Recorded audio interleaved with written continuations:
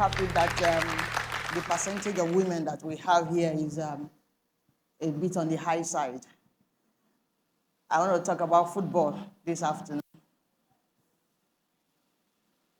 And when you say football, a lot of people feel that football is synonymous to men alone or the male child.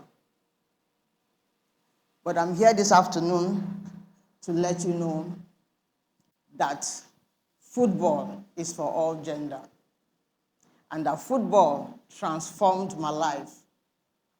Football shaped me to the woman that I have become today. And I want to tell you this afternoon that no matter the circumstance you find yourself, forget the family you were born into. Forget where you were born. Don't look at the demerits of where you are coming from. Don't look at the disadvantage. Don't look at the profession that you have in mind. Don't think it's a male-dominated profession and that there won't be a headway for you. I'm a living testimony for what football can do in an individual's life. As I speak to you, Oluchi Tobe-Chukwu is my name. I'm popularly known as Tobex in the sports world. I'm a media practitioner. I was a former footballer, and I'm now into sports administration. I started like every young kid. Maybe because I was born 2 streets close to Ojuelegba. Ojuelegba in Lagos State is not far from the National Stadium. We go to the National Stadium, we see people training, and before you know it, I started playing football.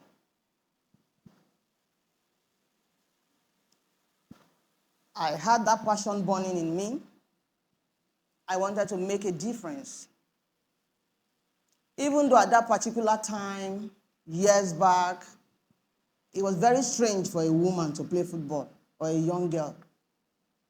You know, the kind of society that will come from. A female child is teleguided in what her aspirations can be. People want very modest profession for their daughters. Maybe you could be a nurse, you could read mass comm, you could show in the TV, you can cast the news. You know, a kind of profession that will not distort your family life. Footballer, you want to be like a man? You want your muscles to grow? You want to be deformed? It is not ladylike. A lot of people come with a lot of fallacies that are not true. And I'm here to tell you that you can kick all barriers. You can collapse up obstacles by believing in yourself and be consistent in what you're doing. And I can tell you that you can be empowered as a girl child and as a woman through football. Football is not just about being a footballer. It's not a must. There are a lot of open doors. There are a lot of profession beyond the pitch that can transform your life. There is no complete team that can do without a doctor. A medical doctor is needed in a football surrounding. A nurse is needed on the bench for a football game. A psychologist is needed to psych the players before a game. We also have nutritionists that will tell you the kind of food to eat as a sports person. We have commentators, women that talk sports, women that analyze football, football pundits. Most of them didn't play football, but their mouths play football. And they earn good money. I am a Nigerian Football Association licensed match commissioner. I'm not on the pitch any longer. I am a Confederation of African Football venue media officer. I was in charge of the last game Rivers United and Power Dynamos of Zambia played in Rio. I wasn't playing on the pitch. Football will expose you. The game of football will enlighten you. There is no continent in the world that I have not been to.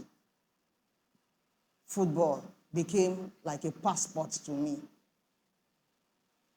Name it New Zealand, Australia, Japan, Mexico, Turkey, South Africa, Morocco, Egypt, Cape Verde, where I would ordinarily have slept in my bedroom and be dreaming of such countries. Football gave me a pathway.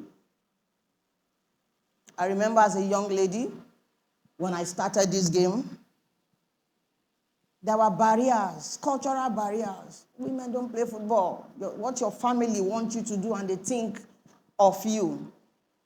I could remember my mother. I was brought up by a single parent. My mom and my elder brother, they went to my school. I schooled in Surulere Secondary School, Bode Thomas, Lagos here. And the principal was urged and begged that just discourage her. We don't want her to play the game. And the woman said, yes, yes. That was in my year 2. But 4 years later, this same woman, her name is Mrs. Awodiji, I can't forget that name. She endorsed me. I was the first female games prefect of that school. I captained the school in Principal Cup and various competitions before I went to higher institution. So I want to let you know that even when the cultural barriers and obstacles are there for you, one thing should keep you burning, keep you going. That is the passion in you. Don't let anything quench that passion in you.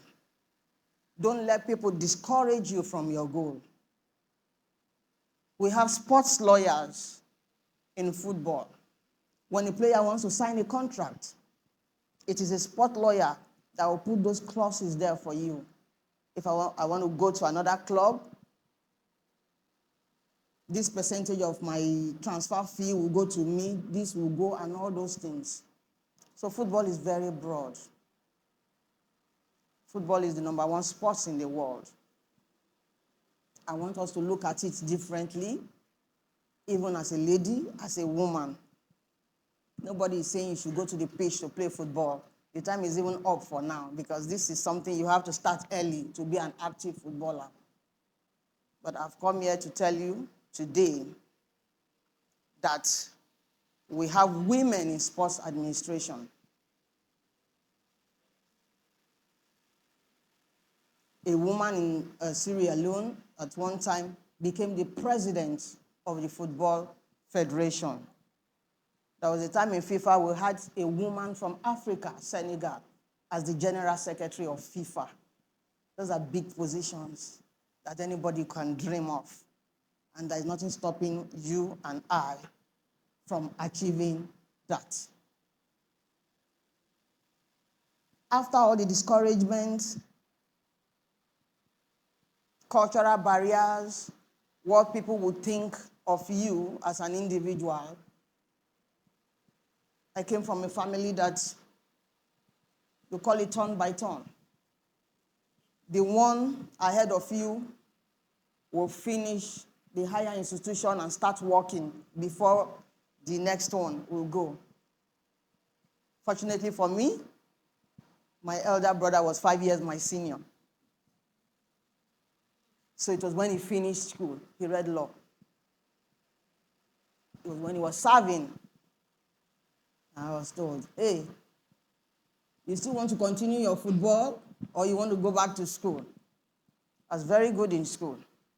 I knew that education with the kind of informal exposure and education that I've gotten in football would do me well. That was how I went back to school. My passion didn't die. I was involved in everything football in school. And by the time I finished school, I went for my master's in communication studies. And to God be the glory, I was the first ex-footballer to be appointed as the media manager of the Nigerian Super Falcons. The most successful national team in Africa, both men and women. And I was in that position for 4 good years, the longest any MO would have gotten.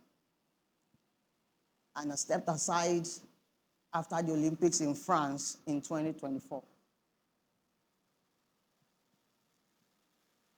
And from there, CAF picked me up. This is the potential. I did very well in Australia during the World Cup. And I had the opportunity to project and highlight the best team from Africa. We did well, defeating the host nation, Australia, playing draw with Ireland, before, luckily, unfortunately for us, we were eliminated by England through the lottery of penalties. But it didn't stop there. I became the vice chairman of the Sports Writers Association of Nigeria, Lagos chapter. It made me to understand the inadequacies and what footballers were going through. I could see what they lacked in terms of training facilities, in terms of media coverage, non-existent then. And most annoyingly, if I may use that word, sexual harassment.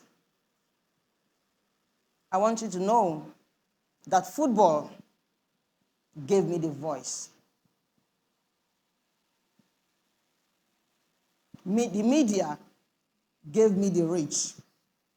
And sports administration gave me the perspective. I am where I am today by the grace of God. From nothing to something, just because I kept my passion burning. I didn't even know that football was going to be a big deal in the nearest future. I didn't know that parents that discourage their girls, daughters from playing football would today drop them at the National Stadium or the various stadia. I want you to be Asisa Toshola. I want you to be Rashidat Ajibade. I want you to be Chiamaka Nadoze, 3 times best goalkeeper in Africa, CAF Awards. She's played in France, she's played in the UK. Football have moved them. You can't imagine Asisat where football has catapulted her into. And I want to talk to us today. Not because I am here for you to preach to you to play football. No. I am just letting us know the various opportunities that are daring in football business. It's not a must that you become an active footballer, but it is the greatest tool that we can use to empower the girl child and women in general.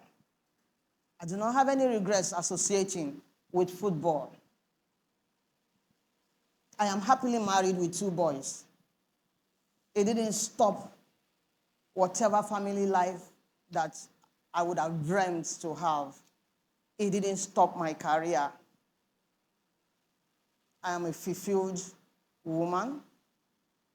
I can sleep in the stadium. I love what I am doing. And I would encourage you, whatever your passion is, keep it burning. Do not allow distractions or any dream killer to come your way. Thank you.